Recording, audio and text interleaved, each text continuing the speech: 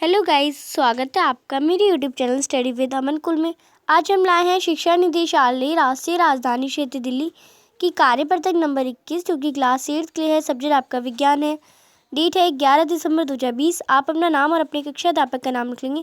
आज हम प्रकाश पढ़ेंगे। प्रकाश चैप्टर से IMI वर्कशीट परावर्तन के प्रकार पढ़ेंगे। सबसे पहले तो परावर्तन के आपको पता ही है 2 प्रकार होते हैं जो कि आपने अपनी बुक्स में भी पढ़े होंगे। तो सबसे पहले हम एक पैराग्राफ पढ़ते हैं, उससे समझते हैं परावर्तन के प्रकार कैसे होते हैं। पिंकी की माँ बाजार से एक नई स्टील की प्लेट लाई कर आई। स्टील की प्लेट आप जानते हैं जिसमें आप ज़्यादातर खाना जिसमें खाते हैं वो स्टील की प्लेट ही होती है। पिंकी ने देखा नई प्लेट में उसका चेहरा साफ दिख रहा है।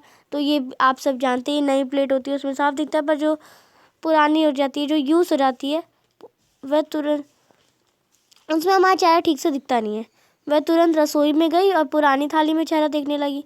तो नई प्लेट में तो चेहरा स्पष्ट रूप से दिखाई दे रहा था, लेकिन पुरानी प्लेट में थोड़ा धुंधला दिख रहा था, ठीक से नहीं दिख रहा था। अगले दिन जब वो स्कूल में गई तो उसने अपने शिक्षक से पूछा, यानी टीचर से पूछा, उसका चेहरा पुरानी प्लेट में धुंधला क्यों दिखाई दे रहा था और नई प्लेट में साफ क्यों दिख रहा था। तो उसकी शिक्षक ने कहा, चलो इसे विभिन्न सतहों के साथ करके देखते हैं। विभिन्न सतह में परावर्तन को देखो। अब सबसे पहले आपको इस टेबल को कंप्लीट करना है। आपको ये विभिन्न सतह दे रखी है, इस पर आपको करके देखना है। तो सबसे पहले आइए परावर्तन के प्रकार जानने के लिए गतिविधि करें।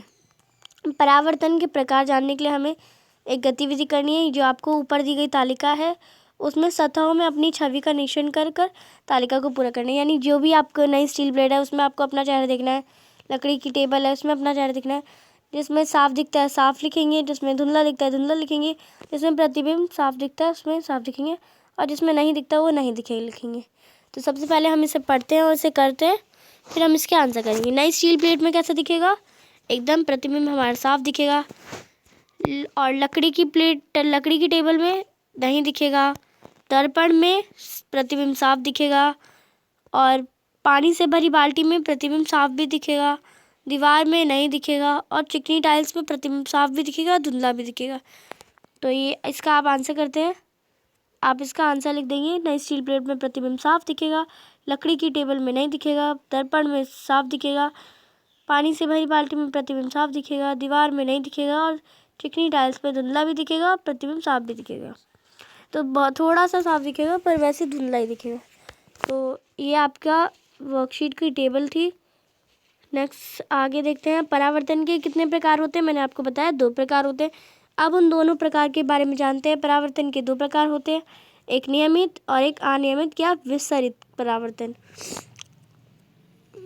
सबसे पहले हम अनियमित परावर्तन के बारे में पढ़ते हैं।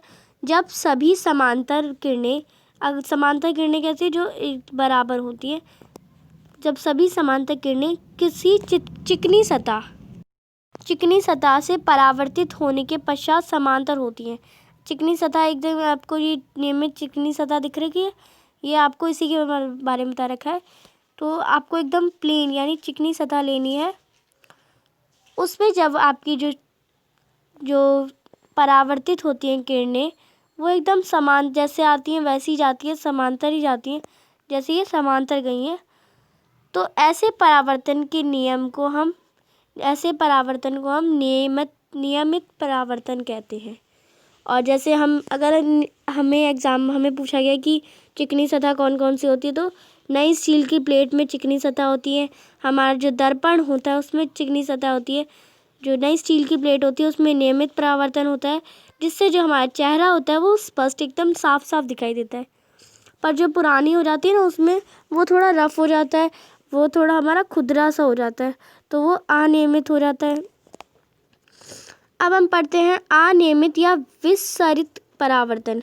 अनियमित परावर्तन को विसरित परावर्तन भी कहते हैं और विसरित परावर्तन को अनियमित भी। तो आप कभी कंफ्यूज मत होइएगा कि ये अनियमित या विसरित क्या है। तो ये अनियमित और विसरित दोनों एक ही है। जब किसी अनियमित सतह या खुरदरी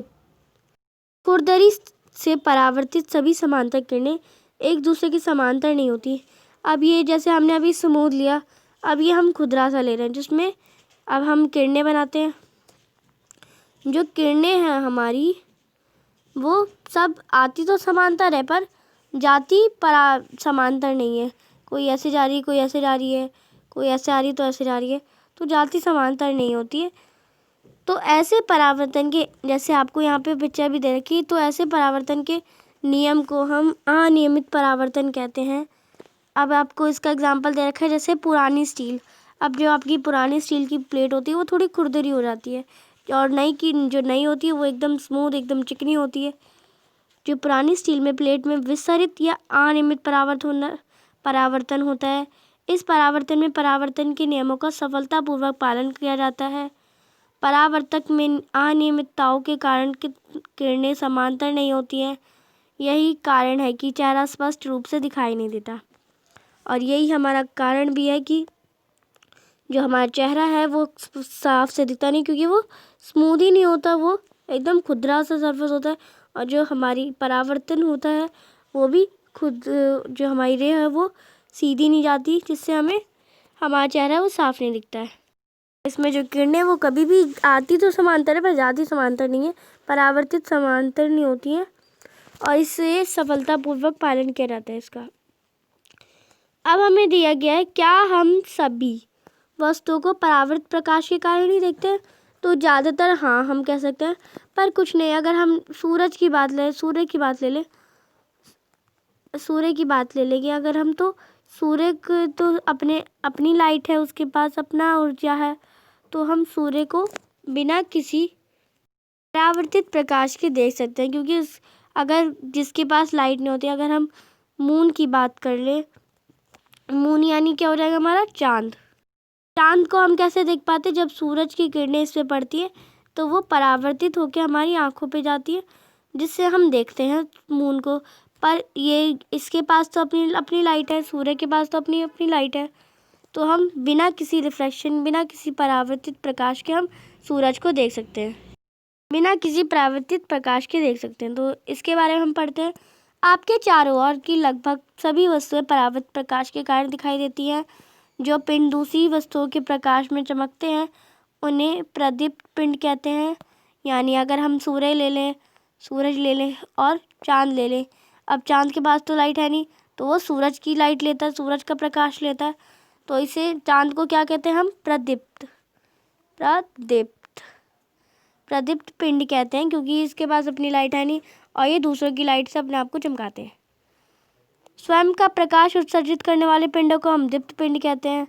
तो ये स्वयं का प्रकाश इसके पास है, सूरज के पास है, और ये अपने आप को उत्सर्जित करता है स्वयं के प्रकाश से, इसलिए हम इसे दीप्त पिंड कहते हैं। क्या कहते हैं? दीप्त पिंड।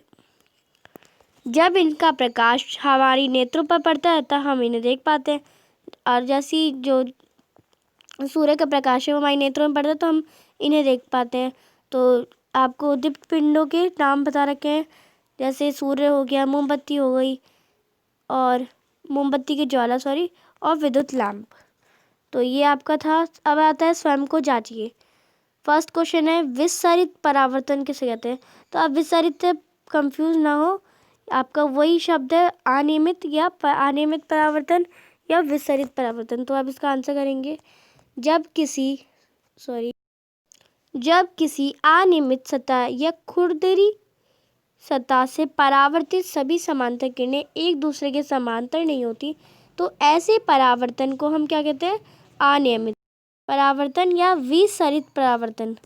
तो ये आपका फर्स्ट क्वेश्चन का आंसर था। मैंने आपको ये समझा दिया सब कुछ। सेकंड क्वेश्चन देखते हैं।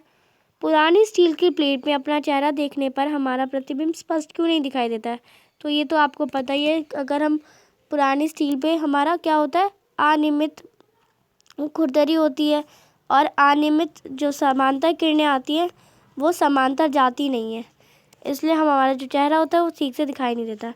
तो आप इसका आंसर करेंगे, पुरानी स्टील की प्लेट पे विसरित या अनियमित परावर्तन होता है, जिसके कारण हमारा चेहरा स्पष्ट नहीं दिखाई देता है। और अनियमित किरण परावर्तन में क्या होता है? जो हमारा रफ सरफेस होता है उससे जो समांतर एक किरणें आती हैं वो समांतर जाती नहीं है, पर नियमित में समांतर जाती है, वो खुरदरी जाती है। यही हमारे सेकंड क्वेश्चन का आंसर था। थर्ड क्वेश्चन है, विसरित और नियमित परावर्तन के बीच अंतर स्पष्ट कीजिए। तो आप इसका आंसर करेंगे, सबसे पहले नियमित परावर्तन के बारे में लिखेंगे, फिर अनियमित यानी विसरित परावर्तन। जब सभी समांतर किरणें सब किसी चिकनी सतह से परावर्तित होने के पश्चात समांतर होती है तो ऐसे परावर्तन को नियमित परावर्तन कहते हैं। तो ऐसे परावर्तन को हम नियमित परावर्तन कहते हैं। और विसरित परावर्तन में हमारा होता है जब किसी अनियमित सतह यानी खुरदरी सतह से जो परावर्तित सभी समांतर किरणें एक दूसरे के समांतर नहीं होती, आती तो समांतर है पर जो परावर्तित होकर समांतर नहीं जाती, तो ऐसे परावर्तन को हम अनियमित या विसरित परावर्तन कहते हैं। तो ये आपका थर्ड क्वेश्चन का आंसर था। फोर्थ क्वेश्चन है दीप्त पिंड किन्हें कहते हैं, 2 उदाहरण लिखिए।